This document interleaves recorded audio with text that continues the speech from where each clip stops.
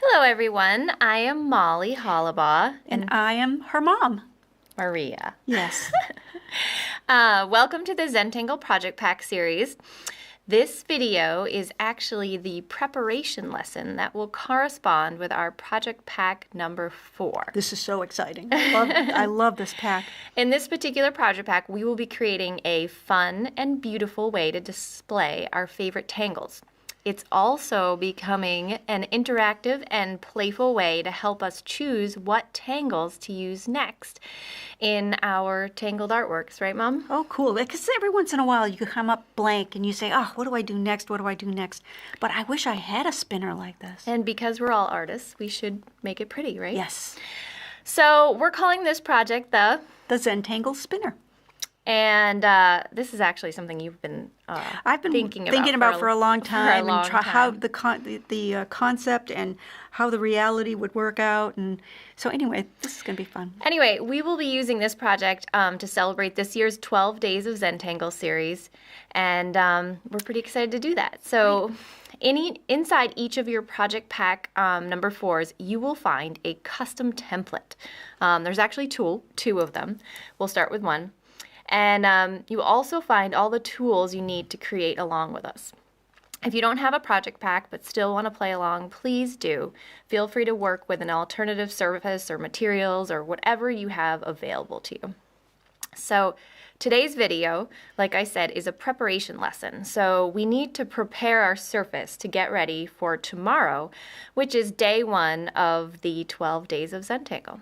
So today we're going to be putting down the color so that it'd be nice and dry. But I also think that if for some reason you don't get to it, you can always put color on later on. Right, and we did that in our other project pack. Right. So we're showing one way to do this by adding the color first, but you can always add it after too. So there's always more than one way to do things. More than one way, and you'll figure out which one is best for you. All right. So I kind of recommend watching this through first and then going back and starting. What do you think? That sounds like a good plan. All right. So here we go. Okay. So what do we have here? We have Fabriano Tiepolo template, which is the same paper as our white tiles, and we have a brush that we chose that we thought would work well with this, and then we have the General's watercolor pencils. I'm going to be working with the light blue and the terracotta, but everybody's gotten 2 different colors, and you can either work with those or whatever ones you choose from your collection. So it'll be fun to see what people create with the colors they got. You're also going to need a little vessel for some water, and we like to have... I got water and then paper towels, and I always stuff my paper towels in a little container like this, and it's much easier to swipe your stuff on something like this than to have it on the table. Oh. It's just always something I've done. Words of wisdom, Mom. Yes, I like that. It looks kind of cute, poofy like that on my desk. Very cute. I like that. It's always about the aesthetics. So Mom designed this template, which I'm in love with, and it was designed to perhaps inspire multiple ways to use it afterwards. So inside the project pack, you also see the spinner. What do you call that? The spinner parts, the spinner parts, which you're going to have to wait to put on because you don't want to put it on now. So wait to use that. Yeah, because once you put it on, it's really hard to take off, and it's kind of it might damage your paper. So once it's on, you'll want to leave it on. Yeah. So let's get started adding some color. Okay. So I'm just going to choose one of these pie shapes here. I think I'm going to just do number 7 here. And what we decided, the way we would do it, is that we're going to just add some General's color, whatever color you choose, and we're going to add it along the edge of the quadrant or the pie place that you want to color. She's going pretty light, and it's amazing because depending on how light you go, you get almost a different color. You get a very, very faint sort of wispy blue, which is, I think, better for this project. But you can put a little dark edge towards the outside. I like the dark edge, and then we're going to pull the color towards the middle, and it'll have more like a stained glass effect.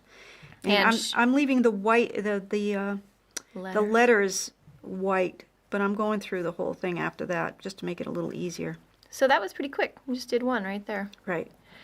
So she's going to go ahead and do every other pie shape with this blue color, and then we'll come back with our next color.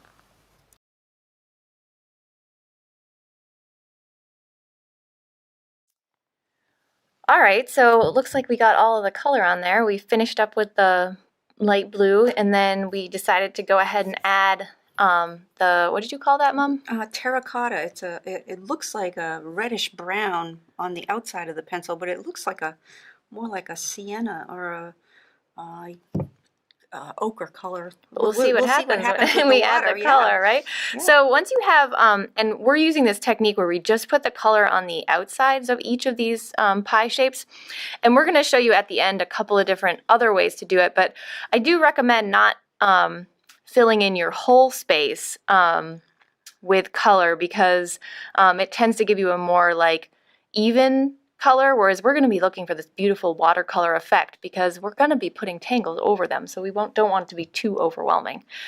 One thing I also wanted to note was that you can see here how we sort of ignored these two sections, and that's because we might be adding tangles that fill this whole space. Right. And a couple of things. So do you want me to? I do. Yeah. Okay. Let's get going. All right. Okay, I'm wanting to work with a full brush of water. You want to go to the edge, get that color wet, put down a decent amount of water in the section. So pretty. Just take your time. You don't want to rush through this because the water is. And then you want to pull it. Isn't that neat? How and cool. It makes this beautiful stained glass effect, I think. Don't overdo it. Love that. It's almost like you activate the pencil and it sort of turns into something else. And you want to put water over the whole area because that's what kind of blends it. So you can see I'm using quite a bit of water. Just be careful when you're putting it on.